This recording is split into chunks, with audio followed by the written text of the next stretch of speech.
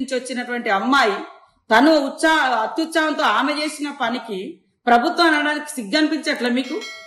ప్రభుత్వం చేసిందా?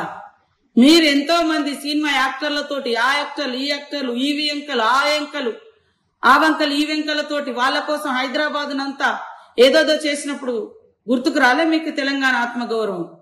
ఈరోజు తప్పుడు మాటలు బంద్ చేయండి. ప్రజలు ఎవరు కూడా ఊరుకోరు. కాబట్టి సవితమ్మ అబద్ధాలకు అంబాసిడర్ గా మారకు. తెలంగాణ ప్రభుత్వం ఎవరి కాళ్ళు కడిగడానికి సిద్ధంగా లేదు. మీలాంటి వాళ్ళు, మీ నాయకులు లాంటి వాళ్ళు తెలంగాణ ప్రజలను అణిచిపెట్టి కాళ్ళు కడిగించుకునే చరిత్ర, కాళ్ళు మొక్కించుకునే చరిత్ర ఆ కుటుంబాలది, ఆ నాయకులది, ఆ దొరతనాంది, ఆ దురహంకారంది. ఆ దురహంకారానికి వ్యతిరేకంగానే ఈ తెలంగాణ సమాజం తిరుగుబాటు జెండాను ఎగిరేసింది.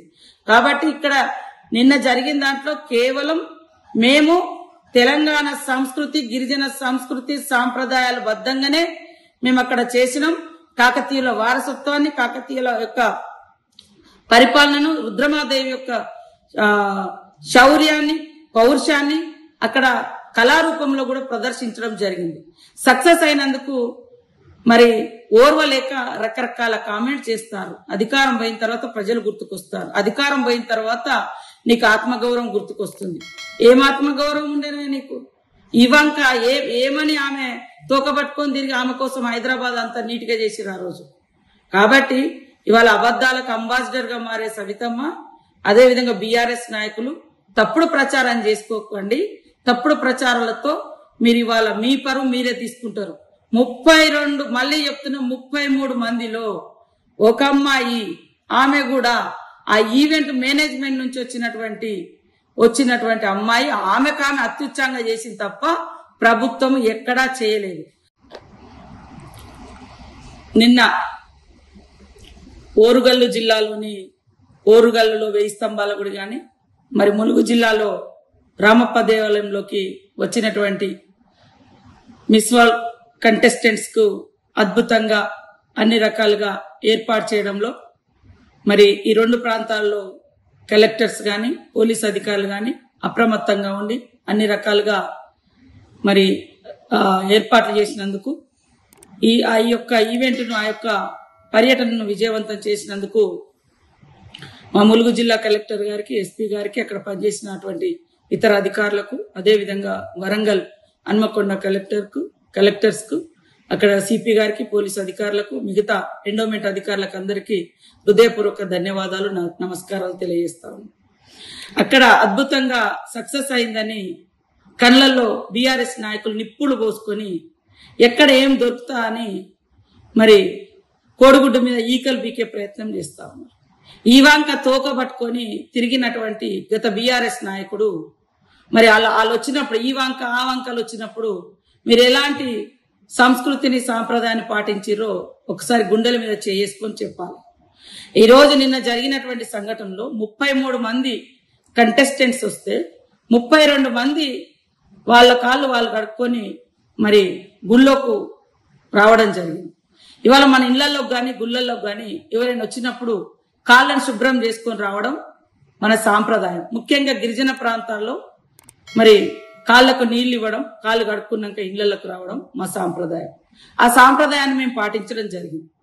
అందులో ఒక్క అమ్మాయి, ఎవరో ఆమె ఈవెంట్ మేనేజ్మెంట్ నుంచి వచ్చినటువంటి ఒక అమ్మాయి కాళ్లకు నీళ్లు పోసి ఏదో చేస్తే అది తెలంగాణ ప్రభుత్వమే చేసిందని మొత్తం ప్రభుత్వాన్ని నిస్సిగ్గుగా అబద్ధాలను వాడుకుంటా ఉన్నారు. అక్కడ ప్రభుత్వము వాళ్ళ కాళ్లకు నీళ్లు ఇవ్వడము, కాళ్ళు కడుక్కున్నాక తుడుచుకొని రావడం. ఎందుకంటే అదంతా టెంపుల్ ప్రెమిసెస్ కాబట్టి మరి అంత 33 మంది బయట కాళ్ళు కడుక్కుంటే నీళ్లు వరదై పారుతాయని ఎవరి ప్లేట్ వాళ్లకు, ఎవరి చెంబు వాళ్లకు, ఎవరి టవల్ వాళ్ళకి ఇవ్వడం జరిగింది. అందరూ ప్రేక్షకులకు అందరికి, తెలంగాణ సమాజానికి అందరికి చెప్తుంది, తెలంగాణ ప్రభుత్వం కాళ్ళు కడిగిస్తే 33 మంది కడిగియాలి కదా. ఒక్క అమ్మాయి ఏదో ఈవెంట్ మేనేజ్మెంట్ నుంచి వచ్చిన అమ్మాయి ఆమె స్వతహాగా ఆ చెంబుతో నీళ్లు పోయడమో ఇంకోటి ఏదో చేస్తే అది ప్రభుత్వం మీద అంటగట్టడం సిగ్గనిపించట్లే మీకు? ఈరోజు మీరు ఈ వంక తోకలు పట్టుకున్నప్పుడు గాని, మీ కవితమ్మ కాళ్ల కాడ కలెక్టర్ను కూర్చోబెట్టుకున్నప్పుడు గాని, మీ కేసీఆర్ గారు కలెక్టర్లతో కాళ్ళు మొక్కించుకోవడం గాని, అదే కదా మీ దురహంకారము. ఆ దురాంకారాలకు వ్యతిరేకంగానే మేము పోరాడినాము. ఈ తెలంగాణ పోరాటం చేసింది. ఆ దురాంకారము ఇప్పుడు మీకు అధికారం పోయిన తర్వాత ఆత్మీయతను, ఆలింగనాన్ని, ప్రేమను కూడా మరి ఏదో తెలంగాణ సెంటిమెంట్ను అడ్డం పెట్టుకొని మీరు తెలంగాణను తాకట్టు పెట్టిరని, తెలంగాణను ఇంకేదో చేసిరని, తెలంగాణ గౌరవం గురించి, తెలంగాణ ఆత్మగౌరవం గురించి మాట్లాడే నైతిక అర్హత మీకుందా? తెలంగాణ పేరెత్తే నైతిక అర్హత మీకుందా? తెలంగాణ పార్టీ పేరే మీ అధికారం కోసం దేశవ్యాప్తంగా మీ అధికారాన్ని విస్తరింపజేయాలనే మరి లక్ష్యంతో తెలంగాణ పేరే లేకుండా మీ పార్టీలో తీసేసుకున్న గనులు మీరు.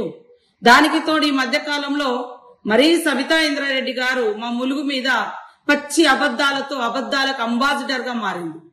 ఆమె హయాంలో ఏం మానవత్వం చూపించిందో చాలా మందికి తెలుసు. ఆమె మంత్రిగా ఉన్నప్పుడు ఎంతమందిని ఏ రకంగా చేసిందో అందరికీ తెలుసు. ఇవాళ వాస్తవాలు మాట్లాడు, అబద్దాలు మాట్లాడే 33 మంది ఆడ కంటెస్టెంట్స్ లైన్ లో కూర్చున్నారు. ఎవరి కాళ్ళు వాళ్ళు కడుక్కున్నారు.